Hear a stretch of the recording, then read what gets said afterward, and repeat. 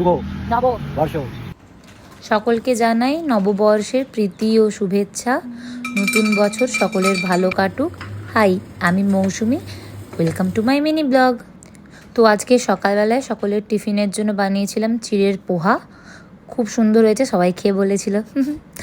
আর সত্যি বলছি, কেউ খেয়ে আমার প্রশংসা করলে আমার মন ভালো হয়ে যায়, মনে হয় আরও ভালো ভালো কিছু করে খাওয়াই। তারপরে করেছিলাম দুধ চা। মধ্যিখানে আমি দুধ চা খাওয়া তো ছেড়েই দিয়েছিলাম, কিন্তু এখন আমি এত ভালো বানাতে শিখেছি যে নিজে চা খেয়ে আমি নিজের প্রেমে পড়ে যাই। এরপর আজ দুপুরে বানিয়েছিলাম দই মাছ। বাকি রান্নাগুলো মামনি আগে থেকেই করে নিয়েছিল। আর যা গরম, বাপরে বাপ! এরপর রান্না করার পর রান্নাঘর পরিষ্কার করেছিলাম, আর যা গরম, আমার অবস্থাটা জাস্ট দেখো। এরপর বিকেলবেলায় বসে কেক খাচ্ছিলাম। তারপর সন্ধেবেলায় রেডি হয়ে সুন্দরভাবে সেজে গুজে বেরিয়ে গিয়েছিলাম খেতে। যদিও সন্ধে নয়, এটা রাত্রি বলতে পারো, 9টার পর। আমরা সব বন্ধুরা মিলে চলে গিয়েছিলাম আজ খড়গপুর। মিডিলে গাড়িতে তেল ভর্তি করতে দাঁড়িয়েছিল, আর আমরা রাস্তার মাঝখানে এরকম কেদরানি মারছিলাম।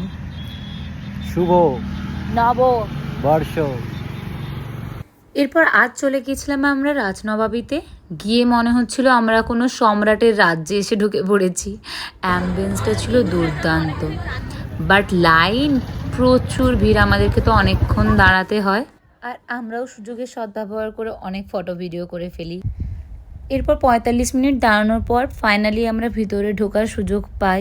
ভেতরটাও খুব সুন্দর ডিটেলিংয়ে কাজ করা ছিল, পুরো একটা রাজকীয় রাজকীয় ভাব। এরপর আমরা যে যার খাবারের অর্ডারটা দিয়ে ওয়েট করছিলাম। এখানেও প্রায় আধ ঘন্টার মতো ওয়েট করতে হয়েছে। ততক্ষণও আমরা বসে আবার কিছু ফটো ভিডিও করে নিচ্ছিলাম। এরপর তো আমাদের জোর খিদে পেয়ে গিয়েছিল, আর ঠিক তখনই আমাদের সামনে চলে এসেছিল গরম গরম ধোঁয়া ওঠা বিরিয়ানি আর চিকেন চাপ। ওফ, অমৃতের মতো লাগছিল খেতে। আর সত্যি এখানে টেস্ট অসাধারণ লেগেছে।